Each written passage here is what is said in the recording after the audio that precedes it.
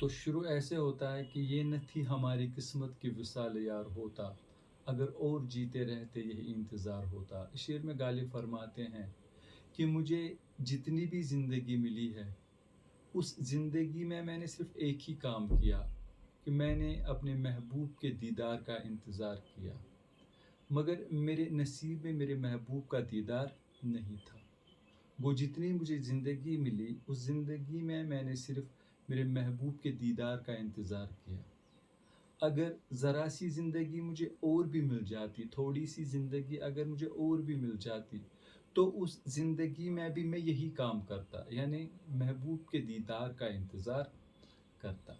इस शेर में शायर फरमाते हैं कि मुझे जितनी ज़िंदगी मिली, उस ज़िंदगी में मैंने सिर्फ़ महबूब का इंतज़ार किया, उसके दीदार का इंतज़ार किया। अगर ज़रा-सी ज़िंदगी मुझे और भी मिल जाती, तो मैं उस ज़िंदगी में भी यही काम करता, उसके दीदार का इंतज़ार करता।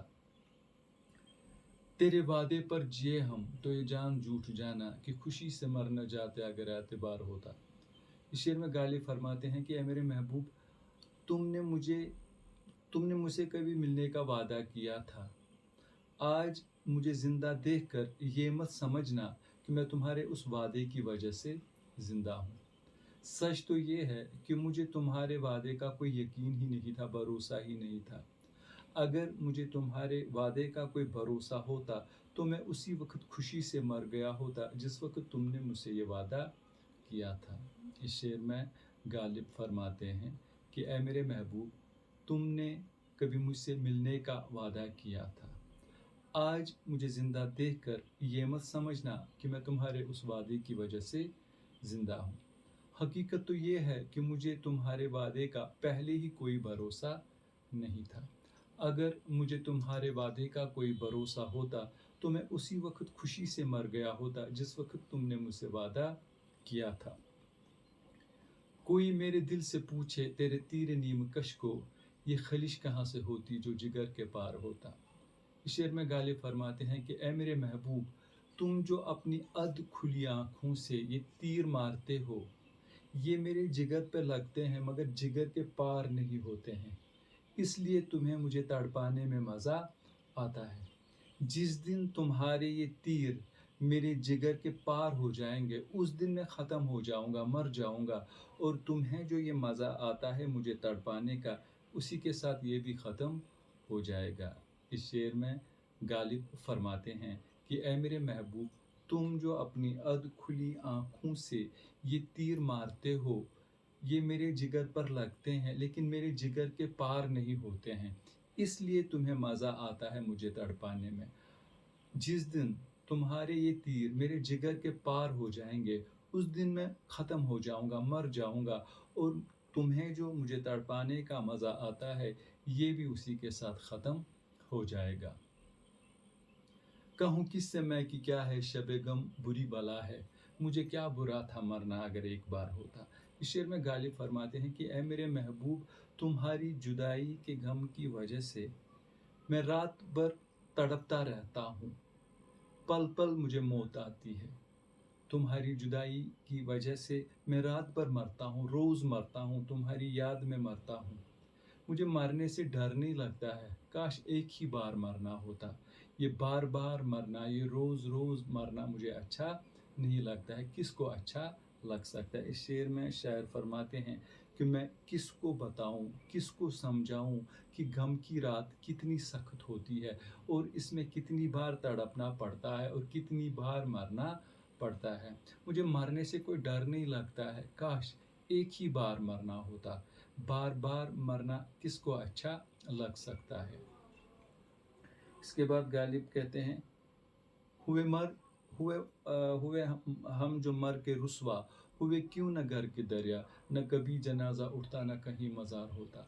गालिब फरमाते हैं कि इंसान जब तक इस दुनिया में रहता है, तब तक दूसरों का एहसानमंद होता है।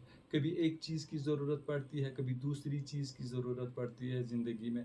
कभी हम एक आदमी के पास जाते हैं, कभी दूसरे आदमी के पास जाते हैं। यूँ मरते दम तक लोगों के हम पर एहसान रहते हैं। चलो मरते दम तक ये एहसान रहते तो ठीक है, ठीक होता, लेकिन मरने के बाद भी ऐसा ही होता है। मरने के बाद भी लोगों को हम पर एहसान करने पड़ते हैं, हमें लोगों का एहसानमंद रहना पड़ता है।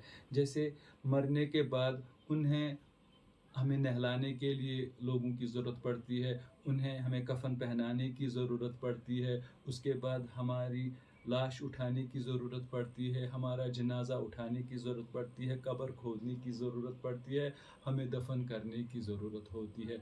तो मरने के बाद भी यूँ हमें लोगों का एहसानमंद रहना पड़ता है। गालिब कहता है, काश इससे अच्छा था कि हम डूब कर मर जाते। अगर डूब कर मर जाते तो न किसी को हमारी कब्र खोदनी पड़ती, न किसी को हमारी कफ़न लगानी होती, न किसी को हमारा जनाज़ा उठाना पड़ता, और न किसी को हमारी कब्र बनानी होती। इस शेर में गालिब फरमाते हैं कि जब तक इंसान दुनिया में ज़िंदा होता है, लोगों का एहसानमंद रहता है।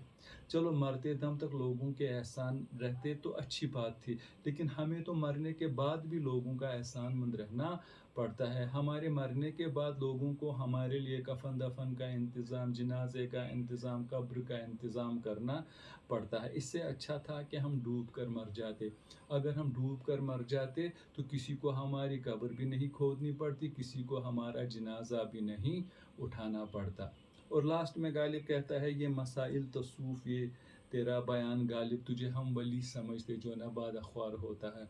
तो इस शार में गालिब अपने आप से मुखातिब होकर फरमाते हैं कि ए गालिब, तुम्हारी हर एक चीज़ अच्छी थी, बोलने का अंदाज़ अच्छा था, तुम्हारी हर एक आदत अच्छी थी, तुम इंसान भी अच्छे थे, बेशक हम तुम्हें वली समझते, मगर बदकिस्मती ये है कि तुम शराबी थे। शेर में गालिब अपने आप से मुखातिब होकर फरमाते हैं कि ए गालिब, तू इंसान भी अच्छा था, तुम्हारा लिखना भी अच्छा था, बोलचाल भी अच्छा था, तुम्हारी आदतें भी अच्छी थी, लोग तुम्हें बेशक वली समझते अगर तुम शराबी नहीं होते।